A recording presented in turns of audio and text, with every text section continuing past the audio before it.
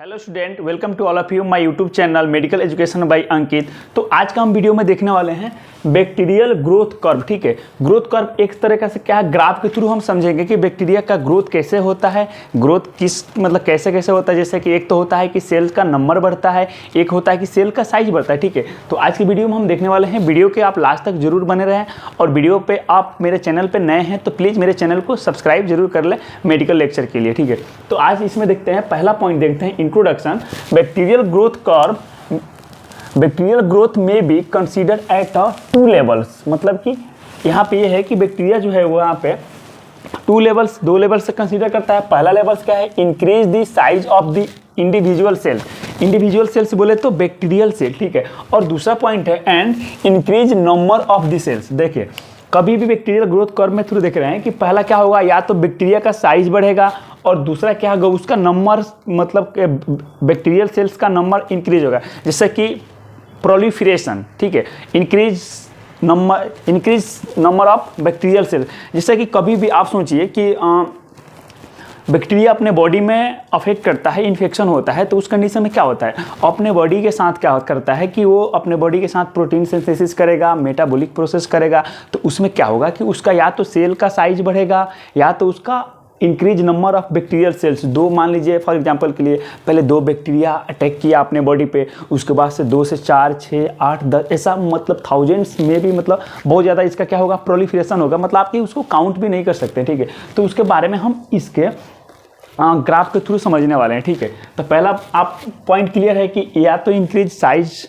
या तो उसका सेल का नंबर। सेल बोले तो बैक्टीरियल सेल्स। ठीक है, नेक्स्ट पॉइंट है when a bacterium in inoculated into the suitable culture medium.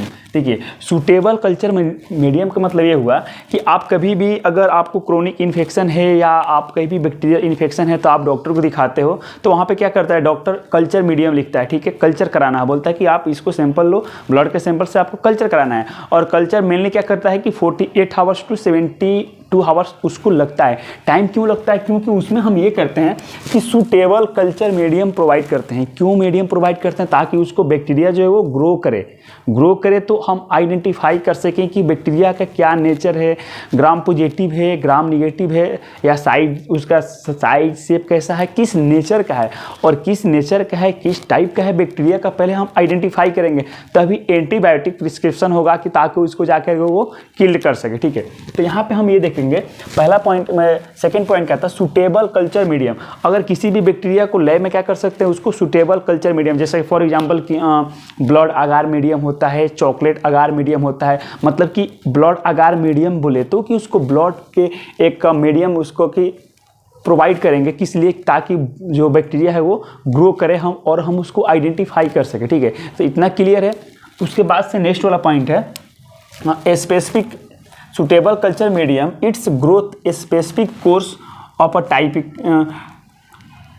Typical 4 major phase. ठीक है, 4 यहाँ पे क्या है, मेजर फेज। स्पेसिफिक कोर्स बोले तो वही 48 आवर्स किसी का लगता है, किसी का 50 आवर्स भी लग सकता है, किसी का 60, किसी का 72 आवर्स भी लग सकता है। वो उसका सबका अलग अलग थोड़ा सा वेरिएबल रहता है, जिसको हम बोलते हैं स्पेसिफिक कोर्स। ठीक है, अब उसके बाद से देखते हैं ये क्या है, 4 मेजर फेज है।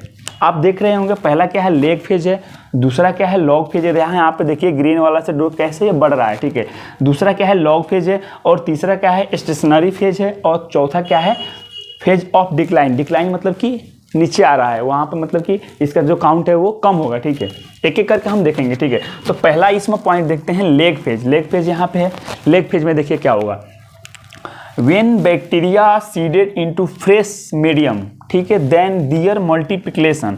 मतलब कि कभी भी हम एक फ्रेश मीडियम में सैंपल कलेक्ट करके क्या करेंगे, फ्रेश मीडियम में उसको क्या करेंगे, इंक्यूबेट करेंगे। ठीक है, उसके बाद से देन दियर मल्टीप्लिकेशन। आपको अभी बताया क्या होगा कि यहाँ पे देखिए increase number of cell. Cell बोले तो बैक्टीरियल सेल्स, बॉडी का सेल नहीं, बैक्टीरियल सेल्स की हम बात करें। ठीक है, तो वहाँ पे क्या होगा कि मल्टीप्लिकेशन होगा सेल का, राइट।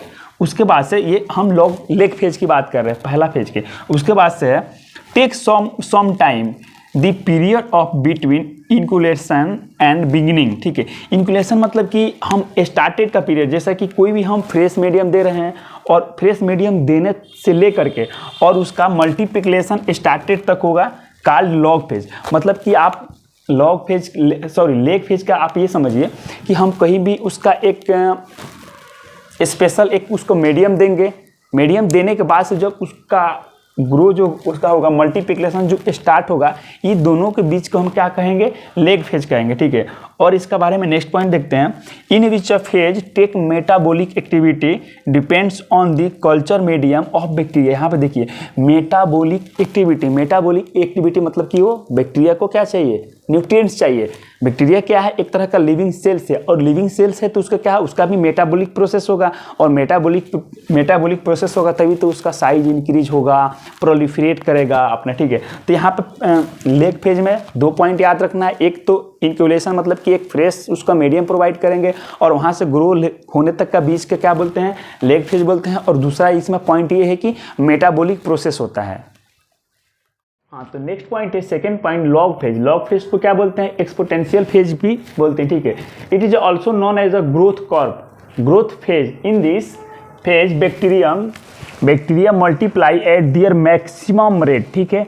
यहाँ पे क्या कर रहे हैं, ग्रोथ फेज। आप देखिए लॉग फेज क्या है, यहाँ पे ये ऊपर का साइड गया है ग्राफ, तो यहाँ इसका मतलब ये डिनोट हो रहा है, क्या हो रहा है, यहाँ पे ग्रोथ हो रहा है। और यहाँ पे देखिए कह रहा है कि मैक्सिमम रेट, आप यहाँ पे देखिए कि यहाँ पे मैक्सिमम रेट तक यहाँ पे आया है, उसके बाद से ये स्टेबल हो गया है, मतलब कि ये सीधी लाइन है, मतलब कि यहाँ पे ग्रोथ ऊपर नहीं जा रहा है, इसका मतलब कि वो ग्रोथ नहीं कर रहा है। तो लॉग फेज में क्या होगा कि मैक्सिमम रेट तक क्या होगा इसका, ये मैक्सिमम रेट, और बैक्टीरिया जो इसका बैक्टीरिया का मल्टीप्लिकेशन होगा वो सबसे ज़्यादा होगा, ठीक है।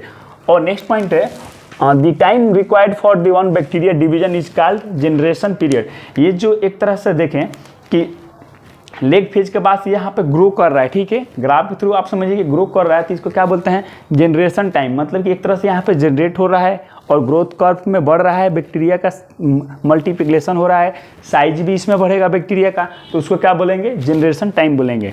तो पहला और दूसरा पॉइंट क्लियर है। उसके बाद से देखते हैं तीसरा point, stationary phase, the viable count of remain stationary as an equilibrium, ठीक है। यहाँ पे क्या है, इक्विलिब्रियम के मतलब क्या होता है, स्टेबल। किसी चीज़ का आपने देखा function of year, inner ear का क्या होता है, इक्विलिब्रियम, मतलब कि एक स्टेबल करना, ठीक है, इन्वायरमेंट के अकॉर्डिंग से, या आपने कहता है मतलब बॉडी के मेंटेनेंस करना, मतलब कि एक तरह से इक्वल करना, ठीक है। तो आप देखिए इस वाले में फर्स्ट सेकंड थर्ड फेज में यहाँ पे देखिए इक्विलिब्रियम मतलब कि यहाँ पे एक तरह सा मेंटेन कर रहा है, अपना लेवल जो है वहाँ पे क्या कर रहा है कि मेंटेन कर रहा है, इसीलिए उसको exist between the dying cells and the newly form cell, ठीक है। इसमें क्या बोलते हैं कि यहाँ पे तो एक तो मेंटेनेंस रहेगा, इसका इक्विलिब्रियम मेंटेन रखेगा, उसके बाद से कुछ सेल जो होंगे इसमें डेड भी होंगे, और कुछ सेल इस फेज में क्या होंगे, वो होंगे मतलब फॉर्म भी होंगे, मतलब कि न्यू सेल्स वहाँ पे जनरेशन भी होगा। और क्या होगा वहाँ पे, एक मेन पॉइंट ये है कि डाइंग सेल मतलब कि सेल्स का वहाँ पे कुछ डाइंग मतलब कि डेथ भी होगा सेल्स का, ठीक है। और लास्ट पॉइंट देखते हैं fourth point, phase of decline और डेथ फेज। डिक्लाइन का मतलब कि कम हो जाना, और डेथ होगा तो क्या होगा कि कम होगा, ठीक है। तो इसमें देखते हैं, this is the phase when the population बोले तो क्या, पॉपुलेशन पब्लिक पॉपुलेशन नहीं, बैक्टीरिया का पॉपुलेशन की हम बात करें, ठीक है। Population decrease due to the cell death, ठीक है, due to the cell death होगा तो क्या होगा कि बैक्टीरियल सेल्स का जो पॉपुलेशन होगा, उसका जो नंबर होगा वो क्या होगा, वो काउंट मतलब डिक्रीज होगा।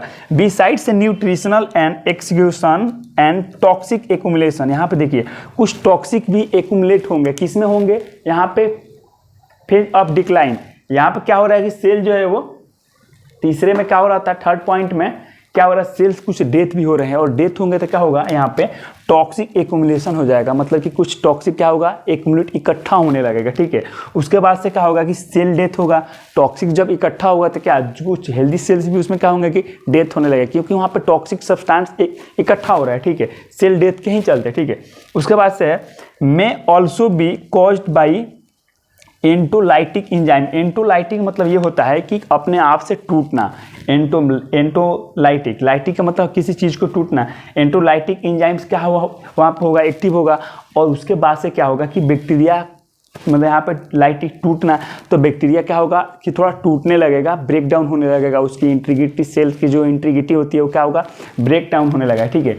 तो आज के पॉइंट में हम लोग देख लिए हैं बैक्टीरिया का ग्रोथ कर्व देख लिए हैं, ठीक है, ग्राफ के थ्रू।